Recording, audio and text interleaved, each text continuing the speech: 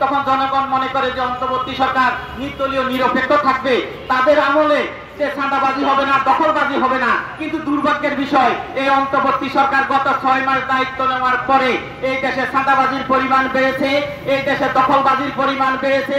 Public টয়লেটও সেই চাঁদাবাজি থেকে রক্ষা পাচ্ছে না। অনেকে আমাকে রাস্তায় বলে যে হানিফ, আপনি দুর্নীতির বিরুদ্ধে 66 জেলায় প্রতিবাদ করেছেন, কিন্তু আগে আমরা রাস্তায় ঠেলা গাড়ি নিয়ে যখন ব্যবসা করতাম তখন 100 টাকা চাঁদা দিতে হতো, কিন্তু এখন 150 টাকা চাঁদা দিতে হচ্ছে। আমরা আগে লাইট ভাড়া দিতাম 20 টাকা করে, এখন 50 টাকা করে লাইট ভাড়া দেওয়া হচ্ছে। তাই আপনি দুর্নীতির বিরুদ্ধে কি এই প্রতিবাদ করছেন আমাদের সর্বনাশ করার জন্য? এখন আমি নিজে ভাবতেছি, আসলে আমি যে দুর্নীতির বিরুদ্ধে কথা বলছি, দুঃশাসনের বিরুদ্ধে কথা বলছি, এটা তো জনগণের কোনো উপকার হচ্ছে না, জনগণ আর সর্বনাশ হচ্ছে। কিন্তু এই অন্তর্বর্তী সরকার, জনগণ মনে করছিল যে তারা নির্দলীয় নিরপেক্ষ হবে, কিন্তু দুর্ভাগ্যের বিষয় অন্তর্বর্তী সরকার নির্দলীয় নিরপেক্ষ নয়। এরা কয়েকটা রাজনৈতিক দলের এজেন্ডা বাস্তবায়ন করছে, কয়েকটা রাজনৈতিক দলকে চাঁদাবাজি করার সুযোগ করে দিচ্ছে, কয়েকটা রাজনৈতিক দলকে তারা এই তদবির বাণিজ্য করার সুযোগ করে দিচ্ছে। আপনারা জানেন যে এখন তদবির বাণিজ্য হচ্ছে, যে ছাত্ররা বৈষম্যের বিরুদ্ধে আন্দোলন করছে, যে এখন দেশে লক্ষ লক্ষ লোক বিভিন্ন প্রতিষ্ঠানে নিয়োগ দেওয়া হচ্ছে, কোন নিয়োগ সার্কুলার নাই, সার্কুলার ছাড়াই তাদের নিয়োগ দেওয়া হচ্ছে। তাহলে এটা তো বৈষম্যের উপর আরো বড় বৈষম্য।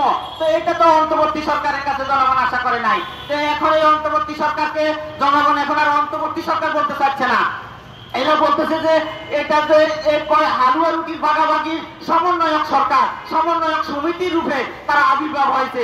জনগণ তো তাদের কাছে এটা আশা করে নাই।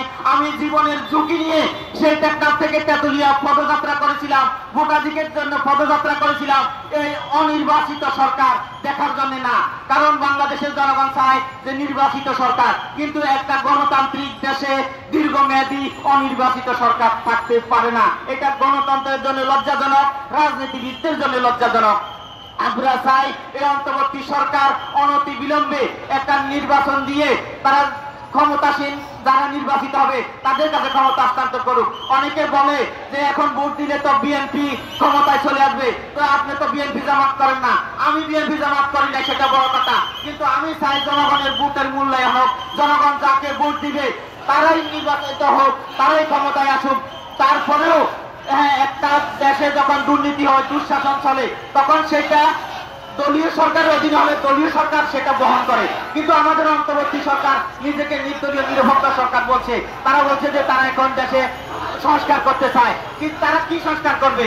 কারণ দলীয় অন্তর্বর্তী সরকারের কোনো সংস্কার করার ম্যান্ডেট নাই, কারণ আমাদের সংবিধানে লেখা আছে অন্তর্বর্তী সরকারে নাই। তাহলে এই অন্তর্বর্তী সরকার তো একটা অবৈধ সরকার। আপনারা জানেন অনেকে দেশবাসী বলছে যে আমাদের দেশে সংস্কার লাগবে, কিন্তু আপনারা জানেন যে ভারতের যখন সংবিধান লিখছে বাবা আম্বেদকারকে একজন জিজ্ঞেস করলো যে আপনি ভারতবাসীর জন্য একটা সংবিধান, ভালো একটা সংবিধান লিখছেন, তখন বাবা আম্বেদকর বলল যে একটা স্বৈরাচারী শাসক যদি স্বৈরাচারী কায়দায় দেশ পরিচালনা করে তাহলে আমার এই সংবিধান তাদেরকে স্বৈরাচারকে আটকিয়ে রাখতে পারে না।